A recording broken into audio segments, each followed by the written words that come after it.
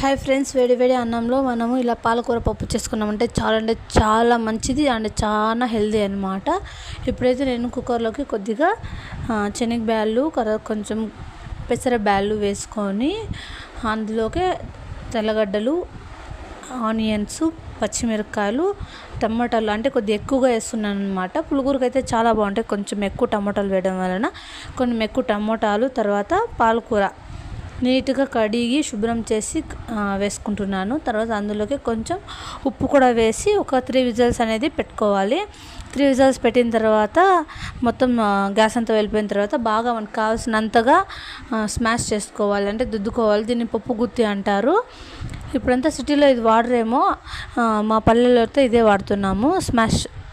Smash చేసుకొని తర్వాత తాలింపు అయితే పెట్టుకోవాలి. దానికోసం మనము స్టవ్ వెలిగించి ఒక బాండ్లీ పెట్టి ఆయిల్, ఆవాలు వేసి చిటపట అయిన తర్వాత కరివేపాకు, తర్వాత ఆనియన్స్ వేసి కొంచెం బ్రౌన్ కలర్ వచ్చే వరకు ఫ్రై చేసి తర్వాత మనం దుద్దుకున్నటువంటి ఈ పప్పు వేసుకొని కలుపుకోవాలి. అంతే, అంటే చాలా టేస్టీగా ఉంటుంది.